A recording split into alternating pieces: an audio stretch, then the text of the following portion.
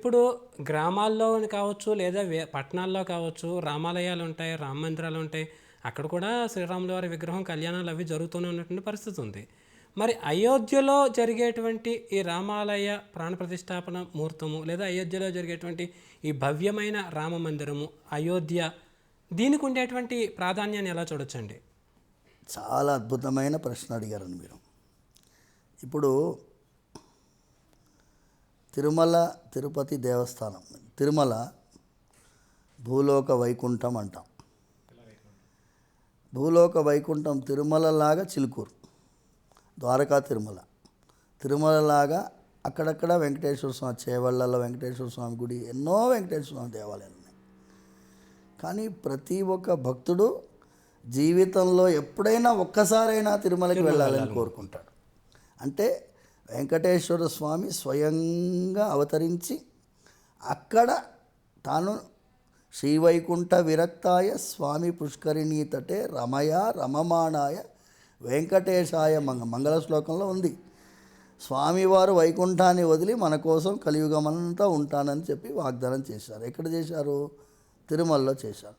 తిరుమలలో ఉన్నటువంటి వారు తిరుమలకి రాలేని వాడికి చిలుకూరు రావచ్చు అని చెప్పి స్థల పురాణం మనది స్వయం వ్యక్త క్షేత్రంగా ఉన్నాయి. ఇవన్నీ చిలుకూరికి వచ్చిన భక్తుడైనా కూడా తిరుమలకి వెళ్ళాలి అనే కోరిక వాడికి కలుగుతుంది. అలాగే కలియుగంలో మనకి తిరుమల ఎంత ముఖ్యమో త్రేతాయుగంలో స్వామివారు ప్రత్యక్షంగా అవతరించినటువంటి ప్రదేశం అయోధ్య.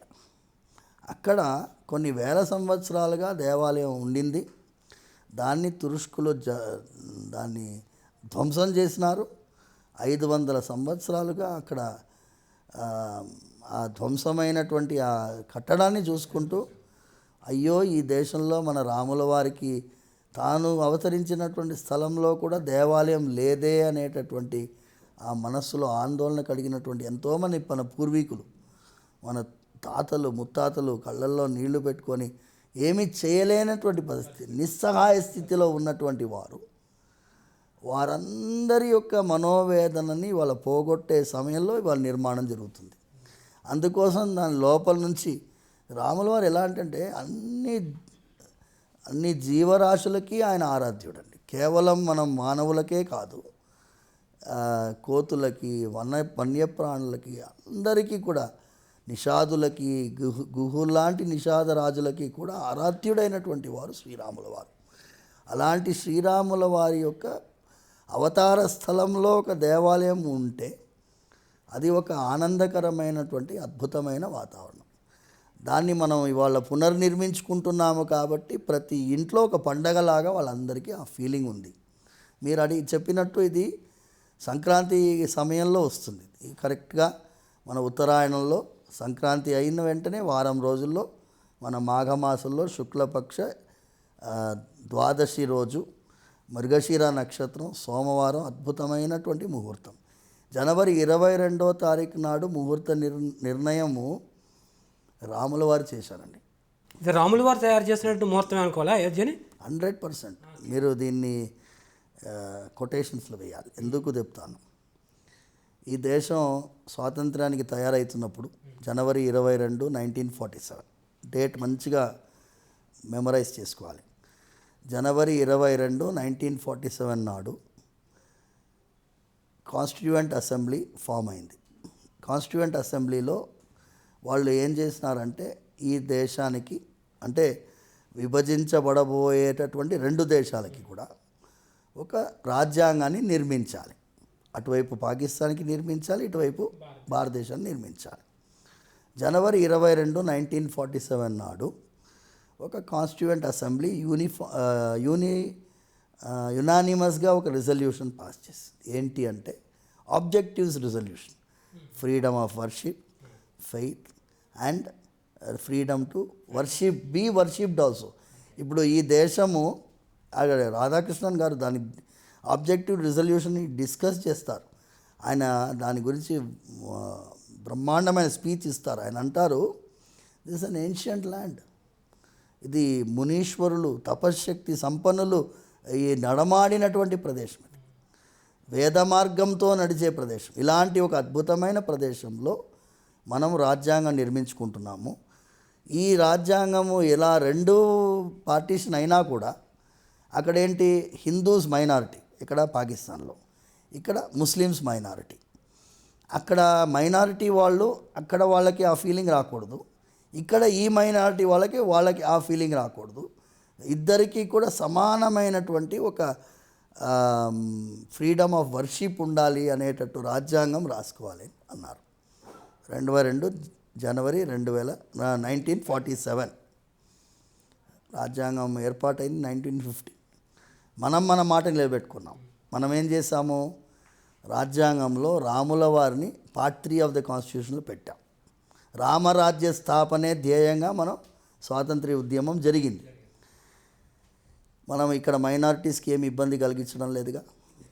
అక్కడ పాకిస్తాన్లో ఏంటి, మీరు అది దయచేసి విశ్వ గారు, మీరు ఇది ఇట్ ఈస్ స్వతంత్ర should do an independent program with historian. మీరు నా రిక్వెస్ట్ ఏంటంటే ఒక చరిత్రకారుని పిలిచి 1947లో జూలై 18 మౌంట్ బ్యాటన్ స్పీచ్ ఏంటి, జూలై 18 తర్వాత మళ్ళీ ఆగస్టు 14 నాడు ఏంటి, వాళ్ళు ఎంతవరకు వెళ్ళారంటే, వాళ్ళు అక్కడ అపోజిషన్ లీడర్ అంటాడు, మీరేమో మన మైనారిటీస్కి ఫ్రీడమ్ ఉంటుంది అంటున్నారు, కానీ it will be an Islamic state అంటున్నారు. నేను ఉలేమాల్ని అడిగినాను, ఇస్లామిక్ స్టేట్ అంటే ఇక్కడ ముస్లిమేతరులు రాజ్యాంగం ప్రకారం వాళ్ళకి they cannot be leader of the country. అయితే మరి ఎలా అంటే లియాఖత్ అలీ ఖాన్ అంటున్నారు, no we are going to rewrite with a proper democracy అన్నారు. Liaquat Ali Khan no more. Within 2 years of partition he was assassinated. So వాళ్ళ మాట నిలబెట్టుకోలేదు, మనం మన మాట నిలబెట్టుకున్నాము. ఈ దేశంలో మైనారిటీస్ వాళ్ళు ఎంత ఫ్రీడమ్గా ఉన్నారు. భారతదేశానికి రాష్ట్రపతులు కూడా అయ్యారు కదా, రాజ్యాంగబద్ధంగా ఉన్నాం. రాజ్యాంగబద్ధంగా రాష్ట్రపతి. ఇప్పుడు నేను జనవరి 22 ఎందుకు నేను చెప్తున్నాను అంటే, సుప్రీంకోర్టు కొన్ని తప్పిదాలు చేసింది, పార్లమెంట్ కొన్ని తప్పిదాలు చేసింది.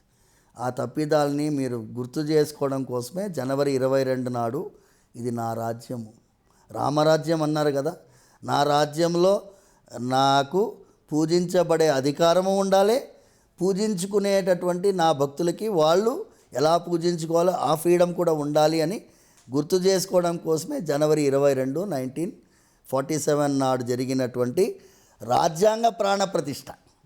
రాజ్యాంగంలో శ్రీరాముల వారి ప్రాణప్రతిష్ఠని ఇక్కడ అయోధ్యలో జరగబోయేటటువంటి పునర్నిర్మాణంలో శ్రీరాముల వారి భవ్య మందిరంలో స్వామివారి గర్భగుడిలో బాలరాముడి యొక్క స్వరూపంలో ప్రాణప్రతిష్ఠ సమయంలో మనందరం కూడా ఆ రామరాజ్య పునర్స్థాపన ఈ దేశంలో పక్కాగా జరగాలని నేను పిలిపిస్తున్నాను. ఆ రోజు సాయంకాలం అందరూ కూడా మీ ఇళ్లలో దీపాలు వెలిగించాలి. ప్రతి ఒక్క ఇంటిలో 5 దీపాలు వెలిగించాలి. ఎందుకంటే ఇది పంచభూతములకు సాక్షిగా మన రామరాజ్య స్థాపనే ధ్యేయంగా మనందరం కూడా కలిసికట్టుగా పనిచేయాలి. ఇందులో కుల మతాలకి అతీతంగా రామరాజ్యం అంటే అందరికీ ఫ్రీడమ్ ఉన్నది. రామరాజ్యం is equality for every one. అది రామరాజ్యం అండి, సెక్యులరిజం కాదు. రామరాజ్యం it self is 1000 times better than your secularism. అది నా ప్రార్థన.